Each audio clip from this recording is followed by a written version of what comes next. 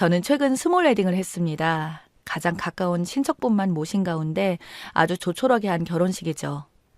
번잡한 시내 쪽 결혼식장보다 한강 변두리 쪽에 주차는 걱정도 없고 결혼식장의 그 복잡함과 사람 없는 조용한 결혼식을 했습니다. 남편과 결혼 전에 연애할 때 들린 바다가 경치가 좋아서 들렸던 레스토랑이었어요. 심플하게 주변과 어울리는 아름다움이 인상적이었던 곳이었습니다. 저희처럼 젊은 연인들이 데이트하기 딱 좋은 그런 곳이라서 단골들이 많이 찾는 곳인 것 같았어요. 형식과 틀에 박힌 결혼식이 싫었던 저는 남편과 결혼식을 이곳에서 하는 게 어떨까 하고 넌지시 물었는데 의외로 괜찮다고 하더군요. 그래서 그 길로 바로 사장님한테 곧바로 여쭤봤습니다. 그랬더니 식사비 포함해서 거기서 간단히 식을 올릴 수 있는 식장으로 세팅을 해주신다고 했습니다. 그리고 진행했었던 스몰 웨딩과 야외 결혼식 사진을 보여주셨는데 정말 마음에 들더군요. 서비스로 전문 사회도 봐주신다고 했습니다. 어차피 결혼식 때는 직장에 가장 가까운 사람들과 아주 친한 친구들만 초대할 예정이었고 지방에 사시는 가까운 친척들은 한 곳에 만나서 소형 버스로 이동하면 되는 거라 큰 불편함은 없을 듯 싶었습니다. 저의 친정 쪽은 아버지가 오래전에 돌아가셔서 아버지의 친구분들은 몇 분밖에 없었고 가까운 친척분들만 오실 예정이었죠. 반면에 남편 친구들과 직장 사람들은 따로 부르지 않아도 많이 올 것 같았는데 예비 신랑이었던 남편은 결혼식만큼은 제 뜻대로 해주고 싶다고 했습니다. 스몰 웨딩이라고 해서 결코 저렴한 결혼식은 아니었어요. 그냥 공장에서 찍어내는 듯한 결혼식장에서의 결혼이 아닐 뿐 좀 더 낭만적인 것이었죠. 화이트 로즈와 핑크 로즈가 섞인 장미꽃이 생화로 장식되었기 때문에 화려하고 아름다운 스몰 웨딩이었습니다. 그 흔한 웨딩드레스도 대여받지 않고 친구가 직접 선물로 제작해준 심플한 웨딩드레스를 입었어요. 그리고 떡칠하듯이 굉장히 뜨는 신부 화장이 싫어서 미용실에서 헤어스타일만 로코코풍으로 고데기로 말고 화장은 친구들이 직접 해줬어요. 그래서 더 의미가 있었어요. 식이 시작되기 전에 친구들이랑 사진 찍으면서 친척분들에게 인사도 드리고 있었습니다. 그런데 저만 치서 눈에 띄게 흰 원피스를 입고 있는 아가씨가 눈에 띄었어요. 예비 시누이였는데 얼마나 잔뜩 멋을 부리고 있는지 엄청 예쁘더라고요. 샵에 가서 30만 원짜리 화장도 받고 예쁜 옷도 대여받았다고 하더군요. 헤어스타일은 얼마나 공을 들였는지 머리 곳곳에 다이아몬드빛 헤어핀을 박아놓고 목에는 다이아몬드 목걸이와 귀걸이를 찰랑거리며 걸어오고 있었어요. 누가 보면 신부인 줄 알겠네 싶었습니다. 사람들의 시선이 느껴졌는지 기분이 좋아 보였어요. 정작 신부인 저는 목걸이나 귀걸이나 팔찌 등은 전혀 하지 않았는데 예비 시누이는 주렁주렁 화려하게 잘 차려입고 왔더라고요. 시누이는 저보다 2살 아래인데 스스로가 참 예쁘다고 생각하는 사람입니다. 그리고 다른 사람의 주목을 받고 싶어하는 성격이에요. 과하게 행동한다거나 눈에 띄는 옷차림 등으로 다른 사람들의 관심을 받고 싶어 합니다. 얼굴도 여자인 제가 봐도 참 여성스럽고 예쁘고 키도 여자 평균 키보다 큰 편이고 날씬하기까지 합니다. 그래서인지 시누이는 비교적 자신 있는 외모로 다른 사람의 시선을 받고 싶어하는 욕구가 강한 듯이 보였습니다. 아마도 오늘 자기 오빠 결혼식인데도 불구하고 한 달 전부터 얼굴 마사지며 전신 마사지며 무엇을 입고 결혼식에 참석할지 어떤 화장을 할지 어떤 구두를 신을지 등등 고민 많이 했을 겁니다. 그동안 제가 봐왔던 시누이는 항상 그랬거든요. 아마도 신부보다도 더 돋보여서 다른 사람들의 시선을 독차지하고 싶었을 겁니다. 어서 오라고 반갑게 맞이하는 저를 힐끗 보더니 생각보다 너무 수수한 제 모습에 싱겁다는 듯한 표정이더군요. 그러더니 하는 말이 어이없었어요. 오늘은 신부가 아니라 내가 주인공이네. 라고 하면서요. 신부보다도 자신이 더 주목받고 있다는 말을 그런 식으로 하더라고요. 저는 그냥 웃어 넘겼습니다.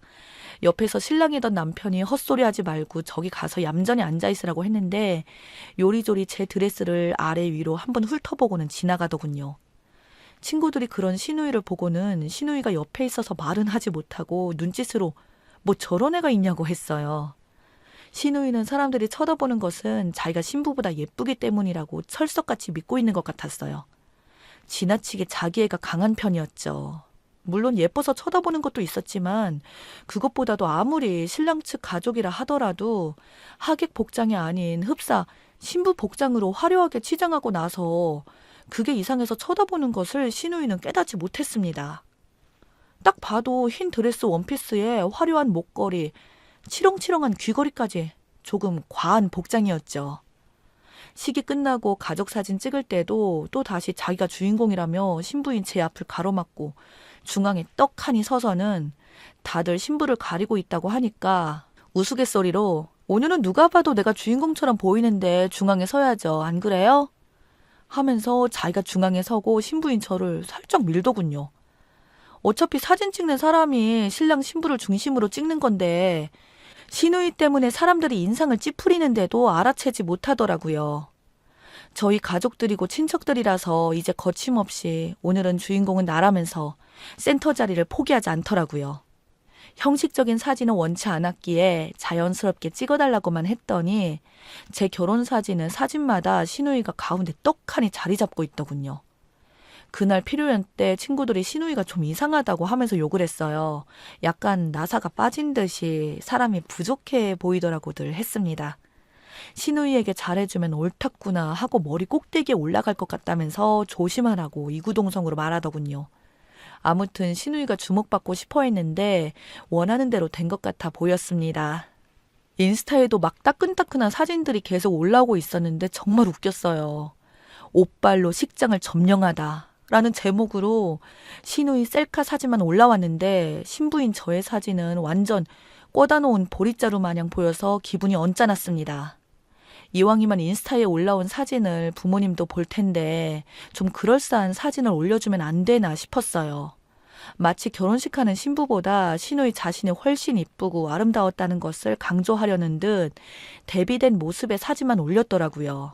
그런 시누이가 얄밉긴 하지만 상처가 많아서 자격지심 때문에 겉포장이 과한 편이라고 생각했습니다. 사실 시누이는 결혼을 한 번 한 적이 있어요. 비교적 이른 나이에 결혼을 한 거였는데 1년도 안 되어서 서로 헤어졌습니다. 혼인신고 전이라 지금은 처녀 행세를 하고 있어요. 시누이의 전 남편은 시누이보다 10살이나 많은 사람이어서 처음에 결혼한다고 했을 때 남편도 반대를 했었다고 들었어요. 세상 물정 모르는 시누이가 이래저래 속아서 결혼한 것 같기도 했고 아무래도 미심쩍었다고 하더군요. 아직 어린 나이니 좀 더 시간을 두고 결혼을 생각해보라고 했었는데 굳이 강행했다네요. 그 당시에 직장도 없었고 이곳저곳 알바를 하다가 결혼을 한 거라 취집이라 생각했던 것 같았습니다. 결혼작은 한 푼도 모으지 못하고 시부모님의 도움으로 결혼한 시누이는 막상 남편 돈으로 생활비를 받았으니 특별히 할 일도 없이 집에서 무료하게 쇼핑을 했다더군요. 그걸 못마땅하게 생각한 시어머니가 심하게 야단쳤는데 그때 시누이가 너무 스트레스를 받는 바람에 명품백과 화장품 그리고 비싼 주방 그릇들로 쇼핑을 왕창 해버렸답니다. 그 때문에 시누이 남편과 한바탕 크게 싸우게 되었고 시누이 남편은 시누이 카드를 정지를 시켰다네요. 그런 사실을 어찌 알고 시어머니가 남편도 없는 대낮에 쫓아왔답니다. 남편 신용카드로 정지 먹고 남편이 생활비도 주지 않겠다고 으름장을 놓고 있는 판국에 시어머니까지 와서 난리를 치고 있길래 너무 화가 난 나머지 시어머니를 때렸다네요. 당신 며느리이지 이제 당신 아들딸이 아니니까 잔소리 그만하라고 했답니다. 시누이 어머니가 완전 폭발하셨대요. 그때 상황은 안 봐도 비디오죠. 그래서 시누이 시어머니는 감히 시어머니한테 할 짓이냐며 그 자리에서 시누이 친정아버지에게 바로 전화를 걸어서 못된 딸 교육 다시 시켜서 보내라고 했다네요. 그런데 너무 어이없게도 친정아버지가 딸 편을 들어주는 게 아니었던 거죠. 시집간 딸이니 그쪽에서 알아서 가르쳐서 살든지 말든지 버리든지 알아서 해야죠. 다 키워서 보내놨더니 고장났다고 반품하는 건 받지 않습니다. 알아서들 하세요. 라고 하시면서 끊으셨답니다. 그러자 이번엔 시어머니가 경찰서에 신고했다네요. 시어머니는 어떠한 처벌보다도 이걸 기회로 해서 며느리 버르장머리를 고쳐볼까 하는 의도였던 것 같다고 했습니다. 영악한 시누이는 시어머니 때린 적이 없다고 발뺌을 했다네요. 오히려 시어머니에게 폭행을 당했다고 주장했답니다. 그날 저녁에 경찰서에 달려온 친정엄마와 시누이의 남편이 합세해서 집안 싸움으로 더욱 시끄러워지니 일단 집으로 돌아가라고 해서 시어머니와 시누이 엄마는 시누이 남편이 집에 모셔다 드리고 시누이와 시누이 남편은 집으로 돌아갔대요. 시누이와 어머니를 모셔다 드리고 온 시누이 남편이 그러더랍니다. 사람이라면 해선 안 되는 일들이 있어. 어머니랑 오늘 이야기했는데 당장 헤어지자. 몸만 나가던지 아니면 이혼 소송 당해서 위자료 주고 가던지 결정해. 라고 했답니다. 사실 혼인신고도 하지 않은 상태라서 합의 이혼이고 뭐고 없이 바로 헤어지면 남남이더라고요. 보수적이고 효자였던 시누이 남편은 절대 시누이와 살지 않겠다고 했고 더군다나 시누이 시어머니와 시누이를 더 이상 보고 싶지 않다고 했다네요. 이 말을 들은 시누이 친정엄마가 기가 막히다면서 도통 사정을 하면서 사돈을 달래봤지만 소용없었답니다. 할 수 없이 시누이가 시어머니를 찾아가서 무릎 꿇고 용서를 빌었지만 소용없다고 시누이 남편은 곧바로 살던 집을 부동산에 내놓더니 자기 짐을 다 빼서 시댁으로 들어가 버렸어요. 그렇게 허망하게 헤어진 후 몇 달이 지났는데 어느 백화점에서 일하고 있는 친구한테서 연락이 왔대요. 시누이와 헤어진 전 남편과 비슷한 사람을 봤다면서 사진을 찍어서 보내줬답니다. 시누 전 남편이 확실하더래요. 그런데 옆에 만삭인 어떤 여자와 아기용품 매장에서 물건을 고르고 있는 모습이었답니다. 백화점에서 근무한다는 그 친구 말에 의하면 그 아기용품 매장 직원에게 물어봤더니 두 사람이 부부가 분명한 것 같다라고 하더랍니다. 그렇다면 만삭인 여자 뱃속에 있는 아기가 전 남편의 아기란 건지 시누이와 결혼 생활 중에 바람을 피웠다는 것인지 황당했답니다. 그래서 전 남편이 다니는 회사로 찾아가서 단도직입적으로 사진을 보여주면서 따져 물었답니다. 그랬더니 이제 와서 무슨 상관이냐며 오히려 따져 묻고 있는 시누이한테 면박을 주었고 혼인신고하고 잘 살고 있는 자기 와이프를 데리고 백화점 쇼핑한 게 무슨 난리 날 일이라며 남의 회사까지 쫓아왔냐며 한 번만 더 찾아오면 가만두지 않겠다면서 큰 소리로 쪽을 주더랍니다. 헤어지기 전 시누이 몰래 바람 피운 사실에 대해서 따지려고 했었는데 오히려 정신없는 여자 취급만 당했다네요. 시누이는 전 남편에게 물었답니다. 결혼식을 올린 지 한참이 지나고도 혼인신고를 미루더니 그 여자와는 바로 혼인신고를 했다고? 그랬더니 전 남편이 그랬대요. 얼굴이 이쁘니까 좋은 남자 잡아서 잘 살아. 너랑 막상 결혼해보니까 네가 2% 부족한 여자라는 걸 바로 알겠더라. 나도 나이가 많은 데다가 마치 부족한 사람인데 와이프까지 2% 부족한 여자면 곤란하지 안 그래? 마치 결혼하자마자 헤어질 것을 각오했다는 듯한 말을 했답니다. 모욕적인 언사로 자존심이 엄청 상한 시누이가 야, 이 나쁜 놈아, 넌 천벌을 받을 거야. 하고 저주 한번 퍼붓고 달리 어쩔 도리가 없었다고 합니다. 전 남편을 만나고 충격적인 말을 들은 시누이는 엄청 마음이 상했고 차라리 전 남편을 만나지 말 것을 후회했다네요. 차라리 모르고 지나쳤으면 좋았을 것을 알고 난 후에 남는 건 상처투성이었다네요. 시누이 오빠인 제 남편은 이런 말을 할 때마다 그랬답니다. 시누이는 전 남편과 헤어진 것은 잘한 것이고 남 탓할 필요 없다고요. 앞으로 네 허물까지 감싸주는 사랑해주는 그런 사람을 만나면 되는 것이니 마음 아파하지 말라고 했답니다. 그대로 시누이는 전 남편에게 받은 다친 마음의 상처 때문인지 좀 과한 언행을 할 때가 종종 있었어요. 저는 결혼 전에 이미 남편에게서 시누이에 관해서 듣고 알았기 때문에 제 스몰 웨딩에서 그렇게 2% 부족한 행동을 하는 시누이를 오히려 짠하게 생각했습니다. 거기서 더 과한 행동만 하지 않기를 바랄 뿐이죠. 시누이가 빨리 진정으로 시누이를 사랑하는 좋은 사람을 만나서 그 사랑으로 아픈 상처가 치유되기를 바랍니다. 우린 어차피 불완전하고 100% 완벽한 인간은 없기 때문에 누군가에게 2% 부족하다느니 하는 말들은 정말 쓸데없는 말인 것 같습니다.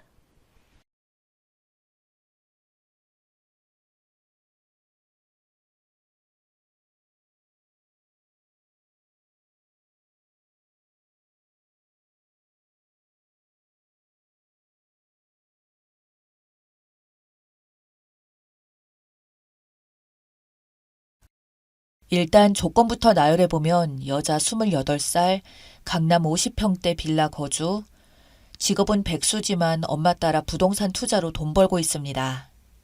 판교에 11억 정도 하는 아파트를 소유하고 있습니다. 부모님 노후 완벽하게 준비되어 있고 아빠는 대기업 임원, 엄마는 부동산 투자. 키는 작고 외모는 많이 괜찮은 편입니다. 의술의 힘을 빌려 코는 살짝 높였습니다. 남자친구는 39살이고요. 전원주택 대지 200평 주택에 거주 중입니다. 동네 의원급 정형외과 의사입니다. 재산은 E클래스랑 남자 집이 종갓집이라 돈이 좀 있는 걸로 알고 있습니다. 부모님 노후 완벽하고 아버지 교수님, 어머님 주부, 키 보통에 외모 보통이에요. 집은 오빠가 강남권의 30평대 아파트 16억가량 대출금 30% 끼고 해오기로 했습니다. 저는 혼수 인테리어 원하는 대로 그래서 냉장고 한 대와 김치 냉장고 한 대, 안마 의자 300짜리 한 개, 홈시어터와 게임방 시공, 세시 시공, 침대도 백화점에서 제일 비싼 거, 부모님 사달라는 거 다 사고 잠을 중요하게 생각해서 비싼 곳에서 주무셔야 한답니다. 스타일러, 에어컨에 TV도 제일 좋은 거 사달라고 하고 인테리어 견적 싸게 받았는데도 워낙 고급진 걸로 해달라고 해서 200 정도 받았고 그 외에 나머지 가구들 제가 채워 넣어야 합니다. 소파도 애들한가 뭔가 명품 사야 된다고 그것도 돈 3천 정도 했고 아무튼 해달라는 게 엄청 많아요. 몇 억 되는 것 같습니다. 남자친구 엄마는 친척들에게 입을 좋은 거 돌리고 삼촌까지는 한복도 돌리고 본인은 모피에 명품백 2개 사달라고 하세요. 욕심이 없었는데 네 엄마 보니까 욕심난다고 하면서요. 저희 엄마가 상견례 때 켈리 드셨거든요. 켈리 2개 사달래요. 하나는 블랙, 하나는 에토프로요. 남자친구 아빠는 다니는 테일러 숍이 있어서 거기 가서 옷 해달라고 하시고요. 예단으로는 1억 5천 달라고 하셨어요. 신랑 턱시도, 드레스, 식장비도 제가 다 내래요. 식장은 메이저급 호텔에서 하는 걸로 이미 결정했습니다. 의사랑 결혼하려면 집 한 채 정도 들고 와야 된다는데 이 정도면 너 싸게 먹힌 거다. 라고 남자친구 어머님이 이렇게 말씀하시더라고요. 솔직히 5억이 넘어가는 혼수 예단 카페 가면서 내가 이 남자와 결혼해야 하나 고민이 많이 됩니다. 11살이나 차이가 나는데 내년이면 남자친구는 40살인데 의사 남편이 그렇게 가치가 있을까 자꾸 고민이 되어서 글을 남겨요. 남자친구가 해온 집은 대출 빼면 약 10억인데 집값을 반반 보태고 결혼을 한다고 할까 아니면 이 결혼을 엎어야 할까. 예비 시어머니께서는 요구하는 게 너무 많고 저도 이 결혼에 생각이 많아서 조언을 구합니다. 추가 글 씁니다. 어떻게 만났냐고 물어보시는 분들이 계셔서 제가 진료받던 병원 의사였어요. 사고 나고 몸이 안 좋아서 병원에서 집중적으로 치료받고 있었거든요. 그때 거기 병원 펠로였어요. 예단 예물비 혼수가 5억 정도냐 하는 분이 있는데 5억이 훨씬 넘어요. 남자친구가 해오는 집은 16억이고요. 대출받아서 사는 겁니다. 대출은 아마도 6억 정도 되는 걸로 알고 있어요. 가족 말해도 3천 정도는 깨지더라고요. 저는 잘 몰라서 엄마가 견적 받아주셨고 아빠 회사 쪽 물건 제일 좋은 가전들로만 사기로 한 거라서요. 할인을 최대로 해서 받은 거예요. 그리고 홈시어터, 게임방 비용도 장난 아니었어요. 방음 시공하고 컴퓨터를 2대 맞추는데 각 200 이상씩 들고요. 영화 볼 때 써야 되니까 레이저빔도 2개 넣어달라고 했고 매트릭스만 2천이고 소파도 4천만 원짜리 했고 그 외 가족들도 고급스럽게 하고 싶다고 골드 프레임 대리석으로 해야 한다고 남자친구 엄마가 바람 놓고 남자친구도 그거 이쁘다고 하고 그냥 작은 테이블 하나에 몇십만 원씩 했어요. 그거 말고도 남자친구 시계 사줘야죠. 롤렉스는 또 싫대요. 불량팡 사달래요. 그것도 몇천만 원 합니다. 반지는 부세론에서 오빠가 맞추기로 했고 그거 위쪽으로 보석이나 시계 사는 거 전부 제 돈으로 하기로 했습니다. 아, 너무 많아서 다 못 썼는데 오빠 양복도 2벌 맞춰줘야 해요. 저희 아빠가 노로피아나 좋아하셔서 자주 입으시는데 제가 아는 남자 양복이 없어서 그걸 얘기했더니 우리 아빠 입는 거면 어지간히 좋은 거겠다고 해달라고 하고 톰 브라운 수준으로 유명한 거니까 맞춰달라고 했어요. 호텔 예식도 저희 집에서 다 대기로 하고요. 오빠 쪽 식대만 그쪽에서 내기로 했습니다. 1억 이상이 됩니다. 남자친구 엄마랑 친척들 한복은 전부 200에서 300 하는 숍에서 제일 좋은 걸로 맞춰달라고 하고 이불도 좋은 거 해달라고 했어요. 자기 체면 살아야 한다고요. 그냥 바라는 게 너무 많았고 저희 엄마 아빠 옷 입는 거 신발 하나까지 좋은 거 신으신다고 다 원하시더라고요. 남자친구 엄마한테 줄 모피랑 가방 감안해도 4천 정도 같은데요. 엄마 말로는요, 그거랑 남자친구 아빠 차가 제 차보다 후진 거라서 엄마가 차도 하나 해드릴 생각이 있다고 하시더라고요. 아, 그래서 너무 속상해요. 예비 시어머니는 의사 아들에 대한 부심이 너무 심해서 이번에 그동안 투자한 돈 한몫 다 벌어들이시려는 듯 하고 결혼하고 나서도 병원에 들어가는 돈을 저한테 많이 바라실 것 같습니다. 말끝마다 너는 학력이 딸린다. 의사 신랑 만나서 팔자 폈다. 라고 하시는데 저 지금도 럭셔리하게 제 할 일 잘하고 잘 살고 있습니다. 아무튼 저도 부모님 속상한 거 보기 싫고 그래서 그냥 결혼 안 한다고 얘기하려고요. 솔직히 저도 학벌 석사까지 했거든요. 음대에서. 그래서 교수과정 밟아도 되기는 하는데 열심히 일할 자신도 없고 아침에 일어날 자신도 없고 노는 게 좋고 강아지 보는 게 좋아서 강아지랑 맨날 놀고 여행 다니고 제 삶 괜찮다고 생각도 하고 있습니다. 더 좋은 사람 만나야지 하고 접으려고 해요. 아직 20대인데 뭐에 미쳐서 결혼을 하려고 했을까.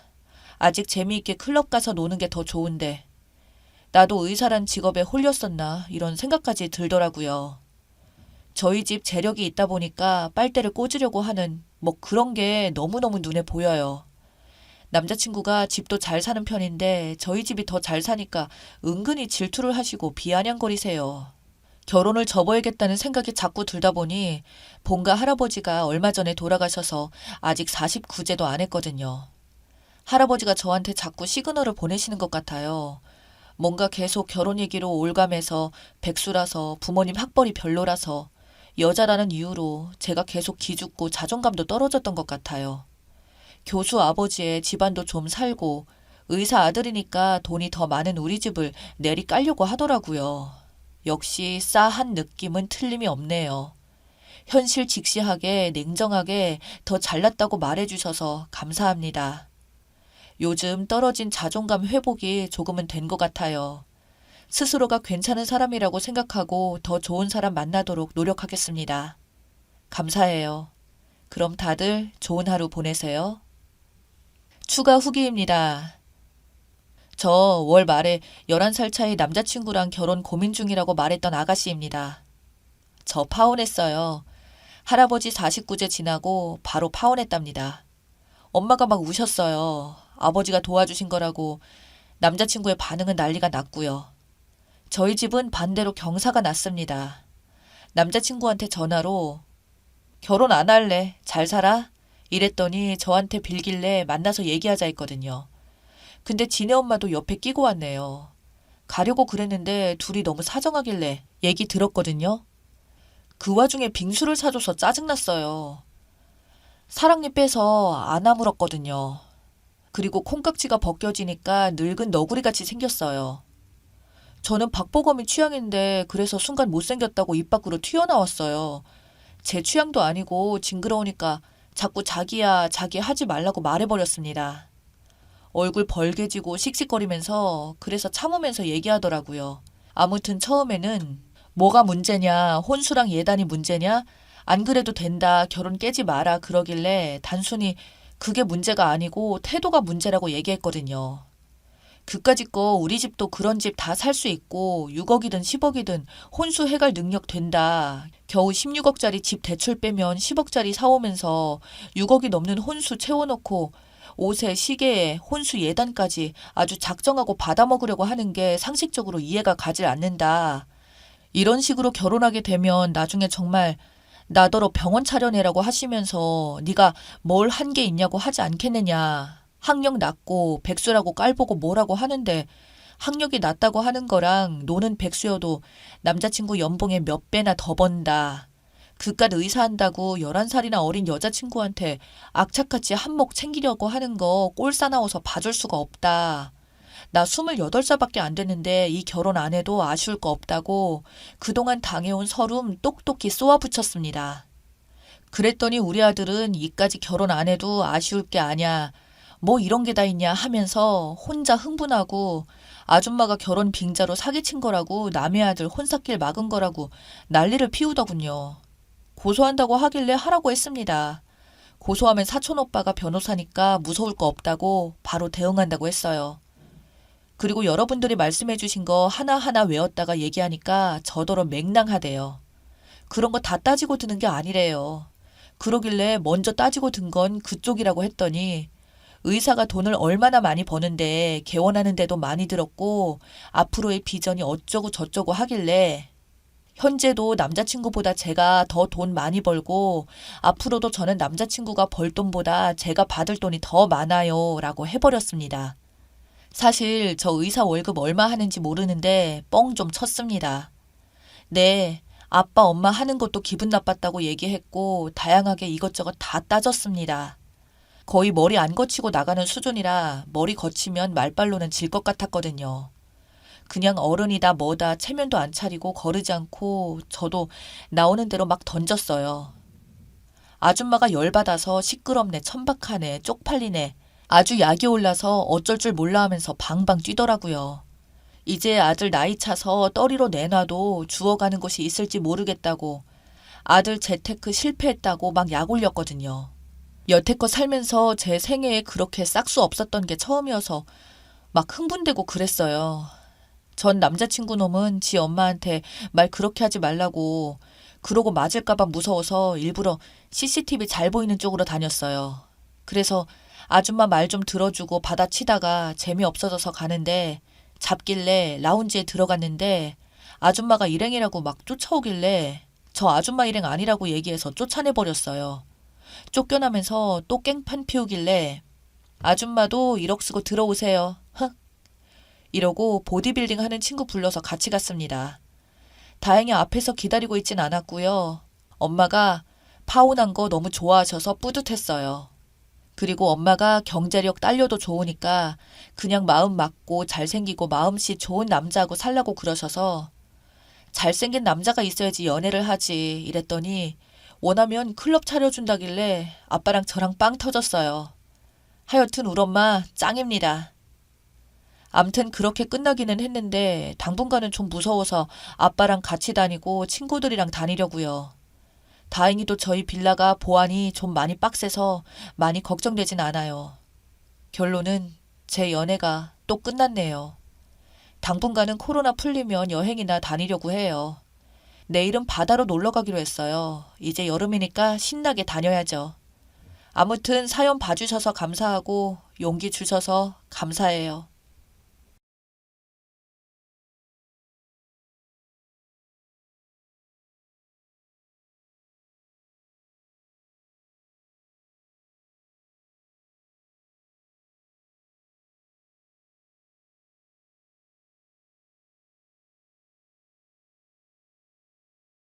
안녕하세요.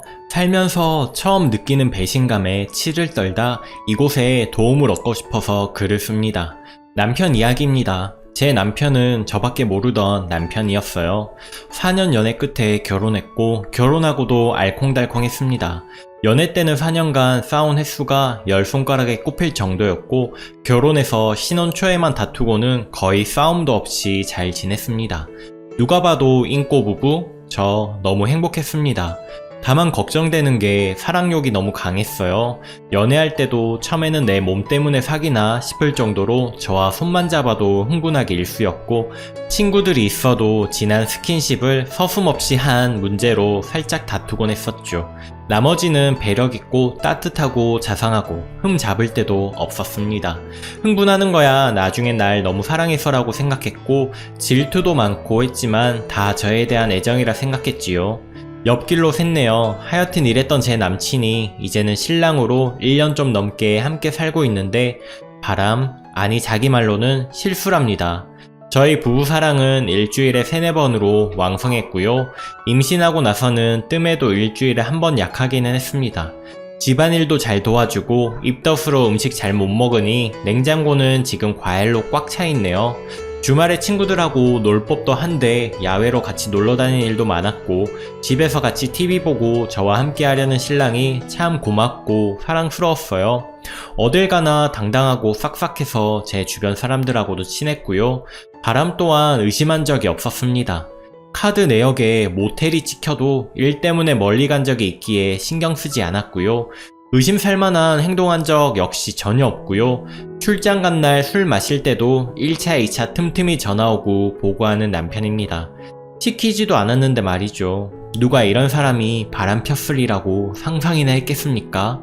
어느 날 남편이 샤워하는 동안 술 한잔 할까? 라고 문자가 왔습니다. 편하게 쓸게요, 대하체로. 누구야, 이 시간에? 누구지? 땡땡이네? 애가 웬일이래? 연락하고 지냈어? 아, 땡땡 애가 웬일이래? 잘못 보냈나? 웃긴다. 이 시간에 왜 연락한대? 하트까지 붙이면서. 잘못 보냈나봐. 나랑 연락도 거의 없는데 뜬금없이 이렇게 연락했겠어? 찝찝하지만 그냥 넘어갔습니다. 누군지 대충 아는 여자애였고 남편 예전 회사에서 알고 지내던 동생이니까 넘어갔습니다. 애교 많았던 걸로 기억이 되거든요. 저 일이 3개월도 더 된 이야기고요. 그리고는 잊고 있었는데 제가 아끼던 동생이 오랜만에 연락이 왔습니다. 언니 잘 지내요? 라고. 너도 잘 지냈냐 안부 묻고 나중에 밥 한 끼 하자고 웃으면서 얘기가 나왔죠. 그리고 3-4일 뒤인가 또 연락이 오는 거예요. 자주 연락하던 동생이 아닌데 반가운 마음에 반갑게 받았죠. 언니가 보고 싶다고 애교 부리길래 몸이 무겁지만 임신 중이거든요. 7개월. 동네에서 만났습니다. 만나서 언니 저 백화점에서 일한다고 얘기하고 작은 선물도 들고 왔길래 고맙다고 말하면서 신나게 수다 떠는데 하늘이 무너지는 소리를 들었습니다. 언니 혹시 언니 남편 사진 있냐고. 제 지갑에 함께 찍은 사진이 마침 있길래 보여줬더니 혹시나 해서 온 건데 자기 매장에서 향수 사가고 얼마 전에는 백화점 명품 코너에서도 봤답니다. 처음에는 제 선물인 줄 알았는데 다음에 볼 때는 얼핏 여자도 보여서 그래서 연락했다네요. 모른 척 넘어가려고 했는데 자꾸 제가 눈에 밟혔다면서 저 최근에 향수 받은 적 없거든요. 이게 웬 말이냐, 너가 잘못 받겠지. 아무리 넘어가려 해도 안 돼서 남편 왔을 때 현대백화점 오빠 간 적 있어? 내가 백화점 갈 일이 어딨어. 뜬금없이 왜. 내 아는 동생이 거기서 일한다고 놀러 오래서 우리 이번 주에 우리 같이 쇼핑하자. 태연이 그러자 말하길래 헷갈리기 시작했습니다. 저 혼자 이런 일 겪고 나니 제가 깊게 잠들 리가 없죠. 정말 우연히 오빠 아니 남편이 밖에서 조용히 통화하는 게 보였습니다. 사업차라고 하는데 여자의 직감이라고 해야 하나? 아니라는 느낌이 확 와서 추궁을 했습니다. 계속 그냥 넘어가려는 게 보여서 동생한테 들은 얘기 모두 다 하고 통화 내역이랑 다 뽑아 오라고 했죠. 그랬더니 실수였답니다. 정리하려고 선물 사다 바쳤답니다. 저 아끼고 아낀다고 쇼핑을 안 했습니다. 물론 쇼핑 저도 좋아해요. 그래도 명품 산 적도 사달라 한 적도 없습니다. 눈물만 나네요. 나밖에 없다고, 정말 한순간 실수였다고, 그 여자가 꼬신 거라고. 땡땡이라는 애 압니다. 여우기가 있는 건 저도. 하지만 손바닥도 마주쳐야 소리가 나잖아요. 꼬셔도 넘어가는 너가 문제라고 소리 지르니 그저 빕니다. 딱 한 번만 봐달라고. 알지 않냐고. 내가 너 사랑하는 거. 사랑이요? 바람 안 피는 남자 없다더니 정말인가요? 일단 저희 시어머님이랑 시아버지까지 절 달래고 있어서 아직 함께 지냅니다. 그런데 신랑 얼굴 볼 때마다 화가 나고 눈물이 나서 도저히 못 살겠습니다. 두 얼굴이라는 생각에 더 소름이 돋네요. 정말 잘했습니다, 제 남편. 반찬 투정도 없고 정리정돈 잘 못하는 저한테 잔소리 한 적 없이 자기가 치우고 팔베개도 자주 해주고 꼭 안아주고 출근할 때 서로 뽀뽀도 늘 하고 바람을 상상조차 해보지 않았고 살았습니다. 네, 누구보다 좋은 남편이었어요. 그런데 바람이라 저도 안 믿깁니다. 안 믿겨서 더 화가 나요. 정말 바람 안 피는 남자 없나요? 터커님들 대답 좀 해주세요. 저 어떻게 해야 하나요? 실수라고 넘어가야 하나요? 아니면 이혼해야 하나요? 전 지금 넘어가지도 이혼도 둘 다 못하겠습니다. 어찌 해야 할지 막막합니다. 헤어진들 그 누구도 못 믿을 것 같고 같이 산들 이 사람을 용서할 수 있을지 자는 모습만 봐도 죽이고 싶을 정도로 믿거든요. 지금은 별거 중입니다. 제가 도저히 얼굴 못 보겠다고 내가 나갈래 너가 나갈래 해서 남자가 시댁에서 지냅니다. 더 많은 조언을 부탁드릴게요. 아픈 상처 끄집어내서 죄송하지만 경험담이나 주변 얘기들 다 좋으니 어떤 조언이라도 부탁을 드릴게요. 쉽게 헤어지는 게 안 돼요. 정말 좋았던 사람이라 어디 가서 내가 이렇게 사랑받을 수 있을까 싶을 정도로 2, 3일 전만 해도 행복에 겨웠던 제가 한순간에 불행해졌네요. 4년 연애 때도 이벤트는 없었지만 큰 속 한번 안 썩이고 늘 연락도 자주 하고 다정하던 사람. 결혼해서도 남들은 다 변한다 하지만 그대로였습니다. 늘 제가 우선이고 시댁 갔다 온 날에는 힘들지 하고 집안일은 그날은 자기가 다 했던 사람. 으이구 우리 아기하고 언제나 절 보듬어 주던 사람이 다른 여자를 만났다는 게 믿어지지가 않습니다. 그래서 더 아픕니다. 아, 남편이 바람핀 그 동생은 제가 내일 만나기로 했습니다. 꼭 만나고 싶다고 제가 연락을 했습니다. 그런데 막상 만나면 뭐라고 해야 할지, 뭐라 하는 게 좋을지 댓글을 꼭 부탁드릴게요. 댓글 이외에 후기도 있습니다. 베스트 댓글, 남일 같지 않아서 글 남깁니다. 2년 전 제 아들 2돌쯤에 제 남편이 바람을 폈습니다. 님 남편처럼 너무 자상했었고 많이 사랑했었기에 배신감도 컸었죠. 결과만 말하자면 지금 저는 용서하고 함께 살고 있습니다. 하지만 이혼하는 것보다 용서하는 것이 훨씬 힘든 일입니다. 두 사람 다 미치는 일이죠.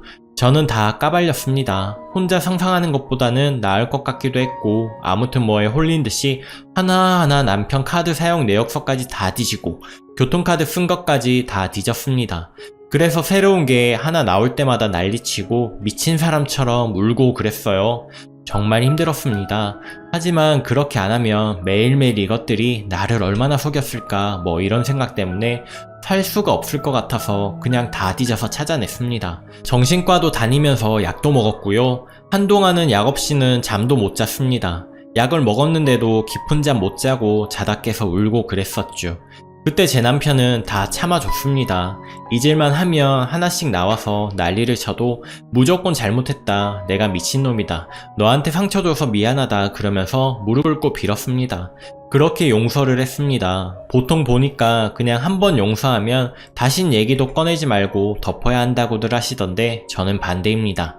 제 남편은 제가 다니던 정신병원 가서 혼자 상담을 받고 왔더라고요. 어떻게 하면 용서받을 수 있냐고 의사 선생님이 그랬답니다. 길면 1년 이상, 짧으면 6개월 무조건 참아주고 다 받아주라고. 그래서 제 남편 그렇게 하더라고요. 그렇게 미친년 같은 짓을 9개월 정도 했네요. 처음 3개월은 거의 매일이 미칠 것 같았고 그 이유는 원래 행사처럼 치밀어 오르더라고요. 다시 말하지만 저는 차라리 이혼하는 것이 마음이 덜 힘들었을 것 같아요. 여기 글 올라오는 것 보면 한 번 바람 피면 2번도 핀다는 글들이 많던데 저도 아직 확신은 못하겠습니다. 가끔 의심될 때가 있긴 하지만 남편이 가는 곳곳마다 전화 다 해주고 카드도 꼭 제 명의 카드만 쓰고 휴대폰, 아이디 비번 다 알려주고 뭐 그렇게 제 마음을 편하게 해주려고 노력을 많이 해서 지금은 많이 좋아졌습니다. 처음처럼 막 검사하고 그렇지도 않고요. 타지로 출장을 가도 편하게 보내줄 수 있고요. 저는 한 번은 용서해주는 것이 잘했다 싶어요. 제 아들도 아빠를 너무 좋아하고요. 지가 사람이면 이번 한 번으로 정신 차렸을 거고 동물 새끼면 같은 짓 2번 하겠죠. 그때는 두말 없이 그냥 바로 이혼을 하려고요. 그리고 저는 사실 혼자서도 충분히 애 키우면서 살 수 있는 능력이 되기 때문에 이혼 자체가 겁이 나진 않거든요. 원래 운전을 못했었는데 저때 이혼하려고 운전도 배워서 지금은 애기랑 둘이서 장거리도 잘 다니고요. 남편한테 늘 얘기하죠. 나는 너 없이도 너무 잘 살 수 있다. 그러니까 2번 같은 실수하면 그냥 너는 네 몸만 나가면 된다. 용서하실 거면 본인 혼자 살 수 있는 능력을 꼭 키우시고요. 그리고 정신과 다니면서 상담 꼭 하세요. 혼자 버티기 쉽지 않으실 거예요. 또 그 상대 여자는 가서 싸대기 한 대 올려붙여 줄 수 있으면 만나세요. 근데 제 생각은 남편이랑 같이 만나서 남편 보는 앞에서 당당하게 너 가지라고, 나는 이 남자 필요 없으니까 너 가지라고 그렇게 얘기하시고 남편한테 그 여자 있는 데서 물어보세요. 어쩔 거냐고. 거기서 남편이 잘못했다고 그 여자는 아무것도 아니었다는 얘기 꼭 들으시고, 이거 보라고, 네가 사랑했던 남자가 이런 남자라고, 너는 그냥 장난감이라고 크게 비웃어 주시고 나오세요. 저는 그 여자를 직접 만나서 그렇게 못해서 좀 더 오래 간 것 같습니다. 분해서 글 보니까 저처럼 이혼은 못하실 것 같은데 현명하게 최대한 상처 덜 받고 용서하실 수 있길 바랍니다. 힘내세요. 후기입니다. 안녕하세요. 우선 댓글 감사합니다. 더 많은 조언 듣고자 글을 3번이나 남겼는데 이혼하라는 글이 많았지만 아무래도 결혼하신 분들의 글이 공감이 되어서 이번 한번 아직은 더 노력해보려고 합니다. 속았다 그래도 원래 그런 사람 아닙니다. 댓글에 끼가 다분하다는 글이 보여서요. 절 완벽히 속인 점은 괘씸하나 연애 때 그 따뜻한 눈빛 친구들이 많이 부러워했어요. 널 사랑하는 게 보여서, 사랑받는 게 보여서 부럽다고. 물론 지금은 불행한 사람이 되었지만요. 그래도 좋았던 기억까지, 그리고 좋은 면도 많은 사람이기에 전체를 부정하고 싶진 않습니다. 미련스럽다고요? 네, 압니다. 그래도 아직은 제 남편이니 조금 변명하고 싶어서 추가로 남깁니다. 그리고 저 그 여자 만나고 왔습니다. 혼자 만나려 했는데 많은 분들이 같이 만나라고 하셔서 같이 만났는데 같이 만나길 잘했습니다. 나보다 2살 어린 여자예요. 처음엔 죄송하다는 듯 고개를 숙이고 있더니만 꼴의 자존심은 상했는지 점점 빳빳이 고개를 쳐들더라고요. 같이 나오길 잘했다는 생각이 들었습니다. 여기서부터 대화 내용이고요. 녹음도 다 해놓은 상태입니다. 정확히는 아니라도 대충 적어볼게요. 우리 한 번은 본 적 있죠? 귀여운 동생이라 들었는데 귀여운 동생에서 그쳤으면 안 만났을 텐데 유감이네요. 처음엔 고개를 숙이고 있더라고요. 당신이 무슨 짓을 한 줄 알아요. 한 가정을 흔들고 아직 세상 빛도 못 본 내 아이에게 좋지 못한 아빠 엄마 모습 보여주게 만들었어요. 실수라 남편이 말하던데 실수 아니에요. 성인 남녀가 멀쩡히 생각을 할 줄 안다면 하지 말았어야 할 그냥 발정난 짓에 불과해요. 언성이 높아졌습니다. 그러니 물을 마시더니 조금 언짢아 하더라고요. 언니라 부릅디다. 어차피 그냥 즐길 생각이었어요. 저 아직 9만리에요. 빼앗긴 건 아니잖아요. 그리고 저만 좋아서 그랬겠어요? 남편이 욕지거리 하는데 제가 입 다물고 있으라 했습니다. 즐긴다. 그럼 받은 거 토해내요. 최소한 나에게 조금은 미안하다면. 싫은데요? 제가 이미 받은 거예요. 사달라 하세요. 남편이시잖아요. 오빠 능력 되잖아요. 어이가 없었죠. 정말 당돌하죠. 미안한 마음은 들어요? 드니까 이 자리에 나왔죠. 그리고 충분히 제값 치른다고 생각되는데요. 아직 분이 안 풀리세요? 드라마처럼 저 때리시게요? 죄송합니다. 상처를 드렸다면. 둘이 만나지 않겠다는 각서 쓰고 사인을 해요. 왜요? 남편을 못 믿으시나요? 아니요. 같이 살던 이혼하던 내가 손해는 안 받아야 할 것 아니에요. 죄값 받겠다면서요. 만나지 않겠다는 각서를 써요. 그 이후 일어날 일은 저 책임 못 집니다. 그리고 만약 아이가 잘못된다면 여기 2사람 내가 가만 안 둘 거야. 그리고 언니라 해서 하는 말인데 동생님, 지금 이게 녹음되는 건 알고 당당한 건가? 한국에 발 못 디디게 할 수 있어요. 나 지금 내 아이가 듣고 있어서 부드럽게 말하는 것 뿐이에요. 이거 그 회사랑 친구분들, 부모님께 원한다면 다 돌리죠. 판사님께도 제출하고요. 당당한 모습에 대개 부모님은 참 자식이 자랑스러우시겠어요? 그러더니 눈빛이 흔들리더니 받은 거 다 드리면 되나요? 죄송하지 않다는 건 아니에요. 아까 사과 드렸잖아요. 라고 나름 깎여서 이야기하더라고요. 이혼하게 되면 나 당신한테도 손해배상 청구 또는 위자료 청구할 거야. 정신적인 피해 보상과 내 가정 깨트린 죄, 전 재산을 걸어서라도 법 앞에서도 심판받게 할 거예요. 다신 얼굴 보기 싫은 얼굴이지만 또 보게 될지도 모르겠네요. 라고 말하고는 2사람 다 각서 쓰게 하고 바람 인정한다는 글까지 다 쓰게 하고 받아왔습니다. 남편이란 작자가 꼭 이렇게까지 해야 했냐고 물어서 이혼당하기 싫으면 닥치라고 했고요. 안아주려는데 더럽게 느껴지더라고요. 네, 털끝도 건드리지 말라고 하며 집에 왔습니다. 일단 같이 집에 왔는데 1시간도 채 안 지났는데도 미치겠더라고요.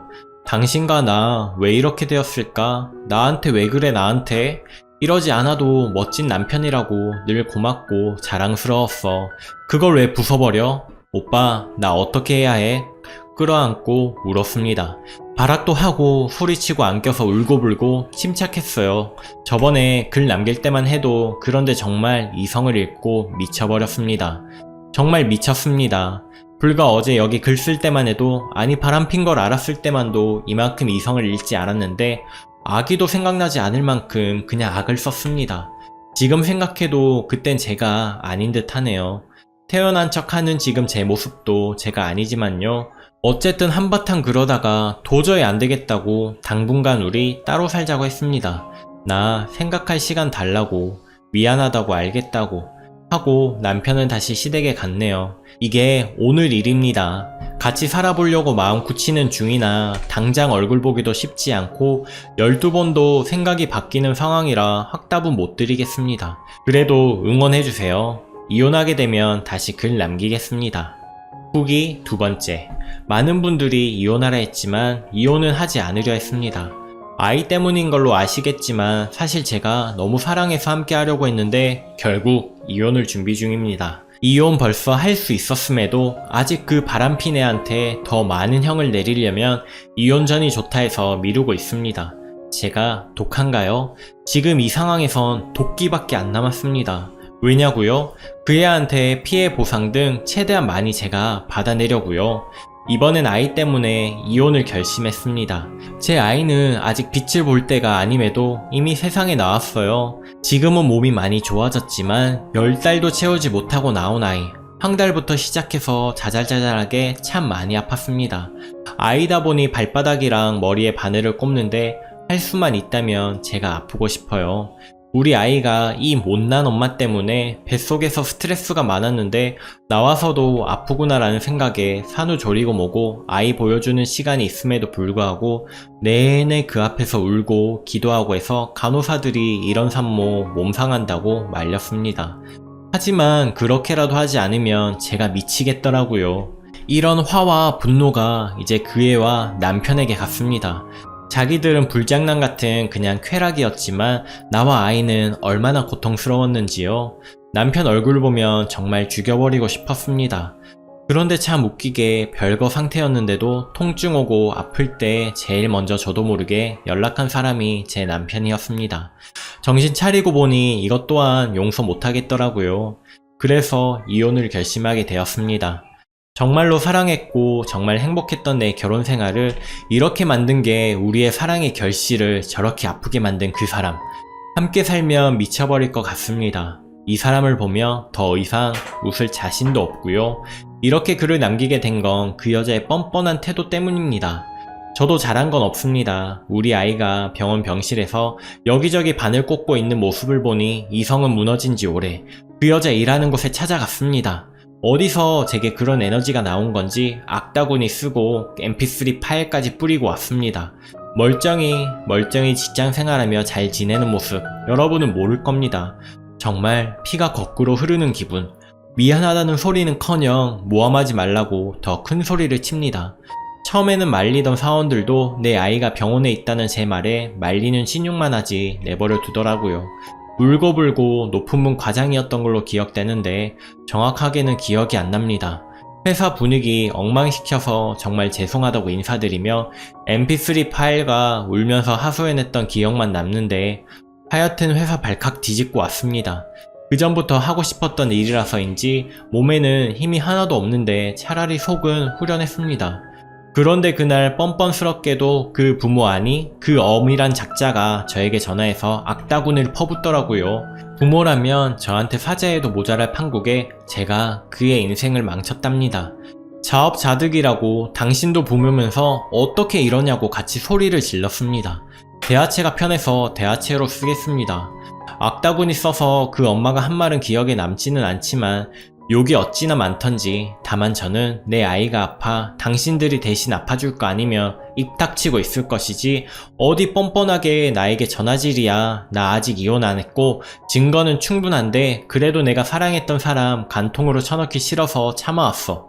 네 새끼 아픈 거 보니 아프지. 나도 아파 죽겠으니 변호사 선임해서 준비 철저히 해. 간통뿐만 아니라 내 아이 저렇게 된 피해 보상까지 내가 뜯어낼 수 있는 만큼 뜯어내줄게. 라고 악다구니 쓰다가 끊었습니다. 법 얘기가 나오니 조용합니다. 잘못한 건 아는 건가요? 참 이제 전쟁만 남았네요. 이렇게 된 사실이 씁쓸하기도 하지만 감상에 적기에는 전 한 아이의 엄마더라고요. 우리의 사랑을 배신한 남편. 사랑으로 태어난 우리 아이지만 더 이상 그 사람 아기가 아니라 판단했고 보여주기 싫은 마음에 접근 금지 신청을 했습니다. 남편은 면회가 안 되게 했어요. 꾸준히 병문안 왔지만 만나지 않았습니다. 보면 저까지 아플 것 같았거든요. 좋지 못하게 끝맺기는 했지만 그래도 그 사람은 잘 살았으면 좋겠습니다. 잘 살되 저와 아이에게는 계속 미안했으면 좋겠네요. 잊지 않았으면 싶은 영원히 아픈 상처가 되길 바라는 저 역시 나중에 벌 받겠지요.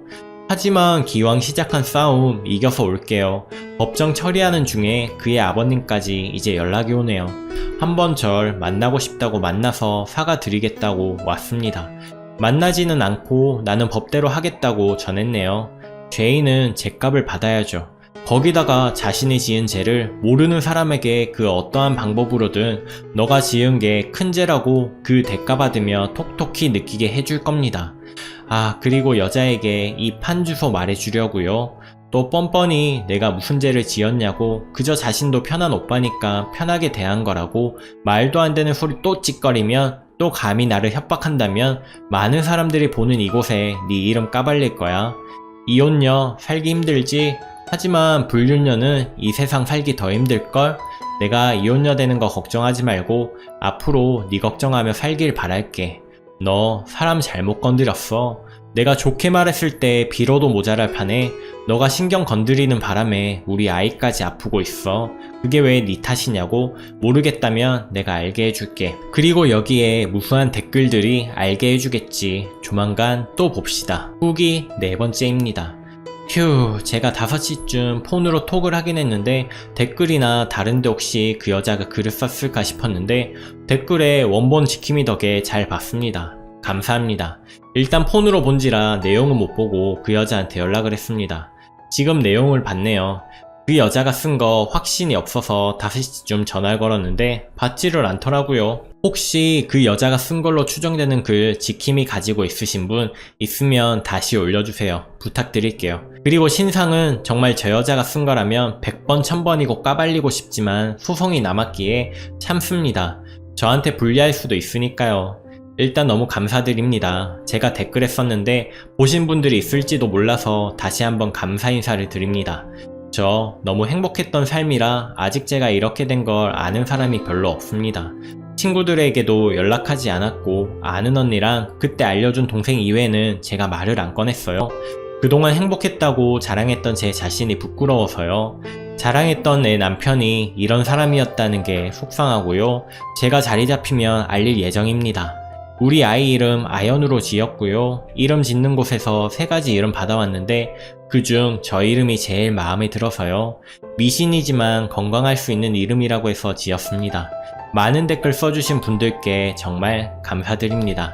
친구, 언니, 동생들에게 위로받는 느낌이었어요. 참았던 눈물이 고였는데 울지 않고 있습니다. 싸움이 끝나기 전까진 이제 안 울려고요. 전 엄마니까요. 사실 전 이만큼 저에게 힘을 주실 거라고는 자신의 일도 아닌데 이렇게 화내주실 거라고 기대 안 했습니다. 그냥 친구한테도 말 못한 얘기, 저 때문에 마음 아파하실 우리 부모님 때문에 속에 응어리진 걸 익명의 힘을 빌려 털어놓자는 마음에 남기게 되었는데 어느새 여기에서 힘을 얻고 위로를 받습니다. 오늘은 정말 200이 넘는 댓글을 보고 깜짝 놀랐습니다. 뭐 욕이 태반이었지만 전 오히려 후련하네요. 정말 감사드리고요. 여기 글에는 욕보다는 저를 축복해 주셨으면 하고 글을 남깁니다. 좋은 소식으로 이슈가 되면 좋은데 안 좋은 이야기 전해서 유감이네요. 이혼하지 않고 다시 잘 살아보려고 했는데 이젠 너무 멀리 왔습니다. 잘 살아보겠다는 글에도 많은 댓글에 힘을 입었었는데 그러지 못해서 죄송합니다. 제가 그 사람을 용서할 자신도 얼굴 볼 자신도 없네요. 이혼도 아이도 못 보게 한 걸로 충분히 벌했다고 생각 안 해요, 저도. 하지만 아이가 아픈 마당에 남편 욕을 제가 할 수가 없네요. 그래도 제가 사랑했던 사람이고 제 아이 아빠니까요. 하지만 용서할 생각은 없습니다. 일단 이야기는 이 정도 하고 감히 제가 부탁드릴 거는 지금 쓰는 이 글도 다시 한번 톡에 올려주실 수 있으신가요? 그 여자랑 연락이 잘 안 됩니다. 여기로나마 다시 한번 분풀이를 하려고 합니다. 그리고 저한테 용기도 다시 한번 주셨으면 해요. 이번에는 저랑 아연이 잘 지낼 수 있는 댓글로 부탁드릴게요. 댓글 쓰시기 힘드시다면 추천이라도 부탁드릴게요. 다시 그 여자가 볼 수 있게. 감사합니다. 후기 5번째.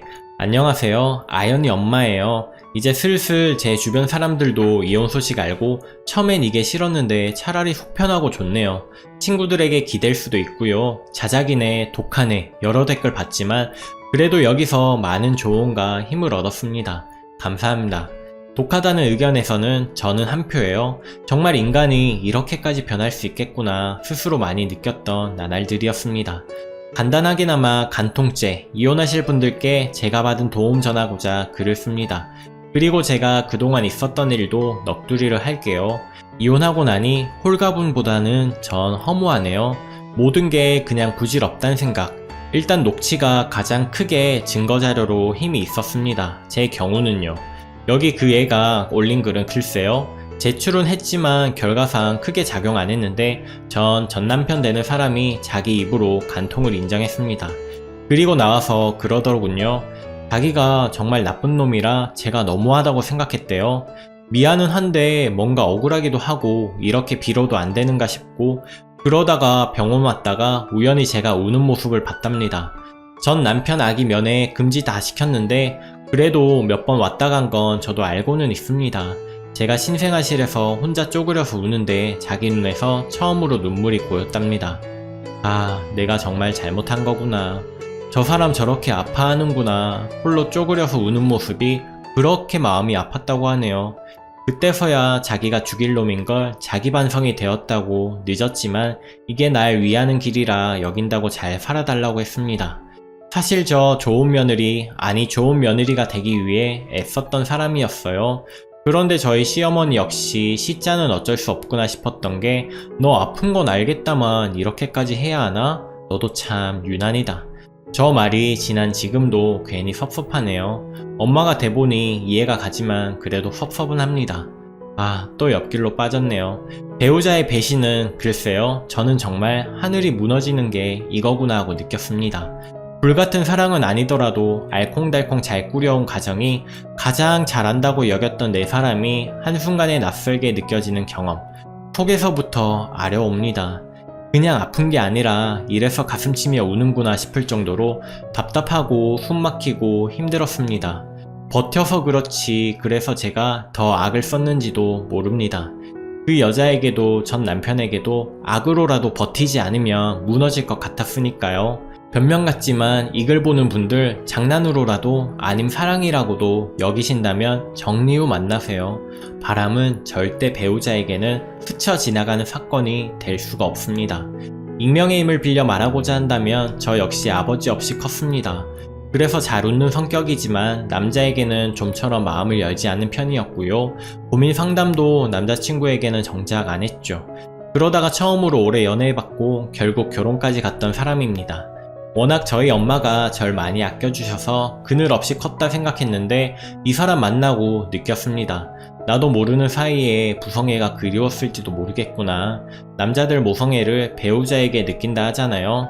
전 이 사람에게 부성애 같은 따뜻함을 느껴 결혼을 결심했던 사람입니다. 그래서 더 무너졌는지도 처음엔 어떻게든 같이 살아보려 했는데 내가 아파도 견디려 했던 건지도 모릅니다. 아이를 위해서가 아닌 전 절 위해 이 사람하고 살아보려 했어요. 정말 이 사람하고 헤어지면 그 누구도 만날 자신이 다시 마음을 열 자신이 없어서 견뎌보려다가 우리 아연이가 저 대신 아팠나 봅니다.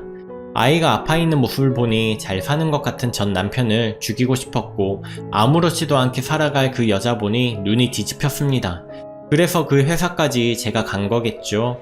제 전 남편 역시 새로 옮긴 좋은 회사에서 나왔다 하더라고요. 뭐 제 탓은 아니죠. 자기네가 저지른 대가 아닐까요? 공동명의로 집도 바꾼 상태여서 위자료 등은 문제없이 다 받았고 무엇보다 저 여자에게서 피해보상 등 돈은 받아냈습니다. 생각만큼 못 미치지만 변호사 말로는 많이 나온 편이라고 하더라고요. 글쎄요, 1000만원 좀 넘는 돈을 저 여자에게 받아내는데 홀가분하진 않았습니다. 제가 느꼈던 지옥에 비하면 보상금이라고 하기엔 너무 약소하게 느껴졌어요. 전 이 돈이 무슨 소용일까 싶어서, 그리고 저 역시 도끼로 살았던 점, 우리 아연이를 위해 좋은 일이라도 해야지 싶어서 이 돈을 고아원에 기부를 했습니다. 아이를 키우다 보니 아이들에게 마음이 쓰이네요. 하지만 소문이 따라다녀 저 여자가 잘 살지는 못했으면 좋겠습니다.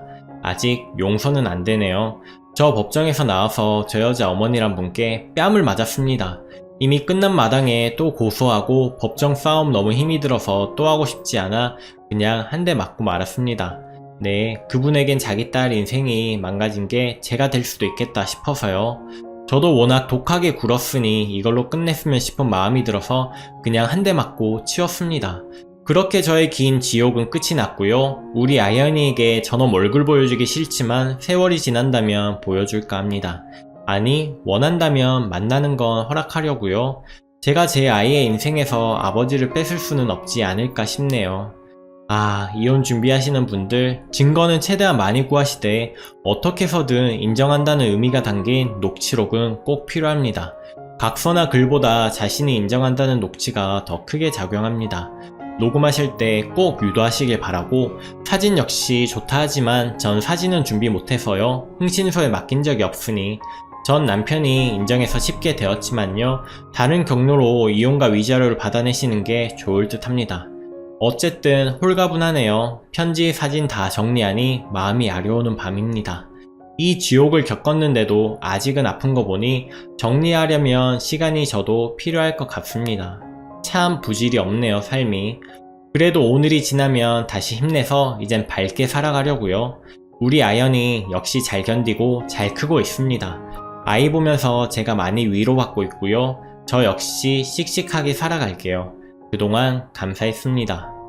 PS, 내 인생을 망친 너에게 내가 당신을 어떻게 불러야 할지 모르겠다. 동생? 아님 욕을 한 바가지 해줄까? 내가 원글을 봤어야 했는데 너무 늦었어. 네가 입에 올리면 안 될 우리 아이 보고 오느라고. 너한테 전화거니 너희 어머님이 받으시더라. 왜 자꾸 전화하냐고. 너 나 때문에 병원에 있다며? 미안해서 쓰러진 거니? 아니면 그렇게 억울해서 쓰러진 거니? 아니면 쇼하는 거니? 난 첫 번째 만남에서 욕으로 부르지 않고 사람 대접을 해줬다. 왜냐면 난 남편 겁주고 그래도 살려고 했었거든. 그리고 너한테도 사과받기 위해서 나간 자리였어. 죄송하게 생각해요. 이 말이 사과라면 사과였겠지. 사과했다 치자. 그런데 난 너의 눈빛을 잊을 수가 없다. 솔직히 그 자리에서 어떻게 꼬박꼬박 언니라고 부를 수 있는 건지 그때부터 내가 널 알아봤어야 했어. 정말 객관적 사실 다 유포해봐. 너 이 땅에서 못 살게 될 거야. 너랑 나랑 기껏해야 2살 차이인데 차라리 어린애랑 바람나면 어린애가 이렇게 굴면 어려서 철이 없어서라고 여기지 2년의 차이가 이렇게 큰 건지 너가 정말 인간이 아닌 건지. 그래, 인간이라면 네가 감히 내 아이 아픈 걸 그래 쓸 리가 없지. 적어도 사람의 탈을 썼다면 말이야. 난 그래도 아이가 아픈데 나쁜 짓 하지 말자 싶어서 너가 정말 미안하다고 사과하면 선처도 생각했다? 나도 딸 가진 부모니까 이제 내가 못된 마음을 품으면 행여 나 대신 우리 딸이 더 아플까봐 너에게 정말 진심 어린 사과 한마디 들으면 용서했을지도 몰라. 그런데 강해지게 해줘서 정말 고맙다. 이번 주 안으로 너에게 내 변호사가 연락할 거야. 그리고 장담할게. 이젠 내가 협박도 안 할 거고 연락은 더더욱 안 할 거야. 변호사를 통해서만 할 테니까 그 문제는 걱정 안 해도 돼. 다만 번호를 바꾼다거나 나타나지 않으면 더 불이익이 있을 거니 꼭 연락받길 바랄게. 읽어주신 모든 분들 감사합니다. 오늘도 낭만캐스터를 시청해주셔서 감사합니다. 오늘도 행복한 하루 보내시고요. 구독과 좋아요도 눌러주시면 큰 힘이 됩니다. 감사합니다.